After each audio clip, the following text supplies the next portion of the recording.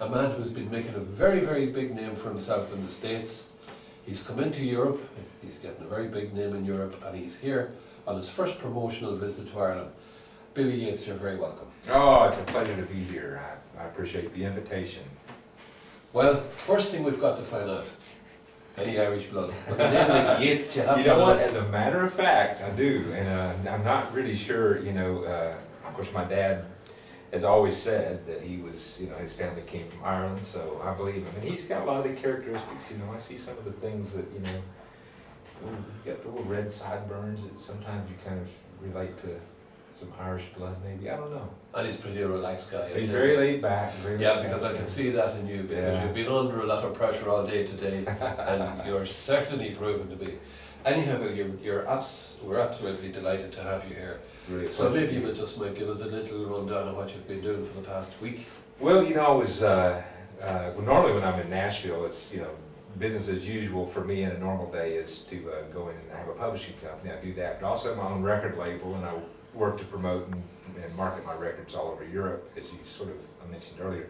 But I was just in Scotland. I had some shows there, and so I came over and did 3 shows, and it was great. We had a great time, and really my first time to get to see Scotland. Like I said, my first time to be in Ireland, and it was my first time we flew into Glasgow and then drove up to Thurso. It was great. And then now, I'm here, and I had to come see my buddy Kevin King.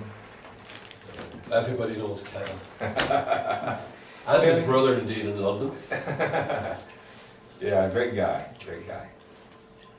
And you are hoping, I know, to come back here sort of later in the summer. Any plans for some concerts at that time? I've really, it's so funny because, I've been coming over for the last 6 years, across the water, and doing shows all over Europe. I've been working in England quite a bit for the last several years, but I've never really done anything in Ireland. But that's something I really want to do, and I've kind of slowly but surely been trying to figure out how to do that. And so so I'm going to be back. I'm going to be in England in July, and then my plan is to come over early and try to work out a show or 2 or something, and just do more stuff. But now I'm just trying to do some promotional things and kind of get just get my feet wet just a little bit and see how it goes. But I feel good about it. I think that everything I've ever heard about Ireland is that people here love country music, and so the people that are fans are really, really devoted to that. And I think my kind of country music seems to really fit the country music fans' taste here. So hopefully it'll go well. How many CDs have you released so far? I guess about 7. I'm working on a new one now, actually, that I'm hoping to have out. That should be out the middle of this year. So I'm in and out of the studio now working on that. But I think I've had 7. I've got some that are unreleased because I've had a number of major record labels from RCA and recorded some things for them that was never released. And then I went to Curb Records, and that album never came out. And did a record for Columbia, and that record never came out. So there's some things out there, so I lose track. You count all those, I've done like 20, I don't know. Yeah. Well, I came across your current CD. Well, at least it's current in Ireland, but let's put it like that. We have been able to get it here. But maybe it's due to the influence of Paddy Maloney and the likes of Kevin and these people that we have been able to get it. But we do have it, and we have played it occasionally, and there has been a very good response, I might say. But I noticed on that you do a duet with the one and only, the great George Jones. The Possum. That's his nickname, the Possum. Did you know that? No, I didn't know that. Yeah, I think I'm not sure, I think it might have been an announcer, a radio presenter in Nashville, Ralph Emery, I think, might have given him that name because he's kind of got the beady eyes, and the possum, of course, is a kind of a rodent of sorts that we have in the States. Yeah, George has been really good. I've been knowing him now for a few years, and it all started back in '92, and with the song that I wrote for him that kind of got things started for me. But we've just become good friends, and so I was doing this record, and he had a big hit with a song of mine called Choices.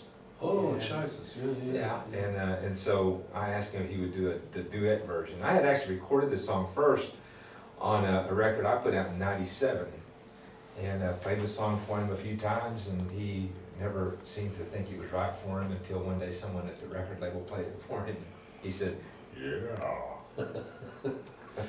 Poor old George. I mean, I remember, of course, he was married to Tammy Wynette. Did you have the pleasure of meeting her at all? No? Oh, you know, I actually have an interesting story regarding that. I was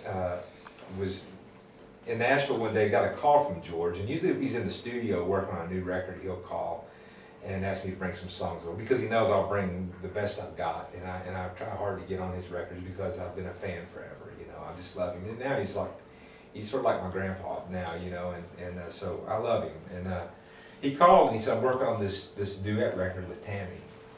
And he said, why don't you come over to the studio if you've got something, some songs, you know. And so I got some things together and I went over to the studio, and they were in the actual studio recording the song. The band's out there and they're out there and they're singing.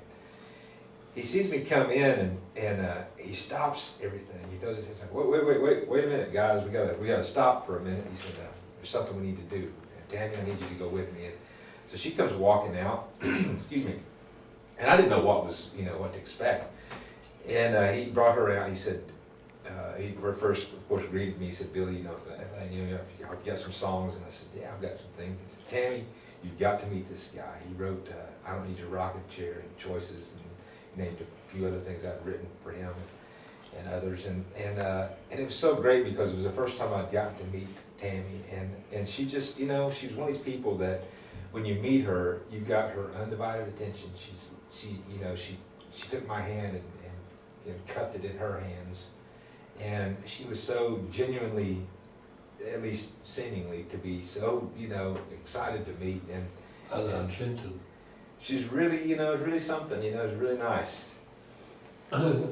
Many years ago, when their divorce was imminent, she played a concert here in Dublin, and to say the least of it, she gave him a very bad time that night. He wasn't here. And at the end of the night she came out and she said, I've been pretty hard on poor old George, and I will be hard on him again, but one thing I have to say for him as an interpreter of a song, there's nobody to touch him.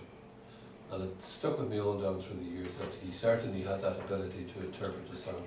You know, there's a lot of people, and I think a lot of fans, you know, would even want to think that, you know, it's hard to imagine them not together because, you know, you got to know and love them as a duo, you know, and they had so many great songs, you know.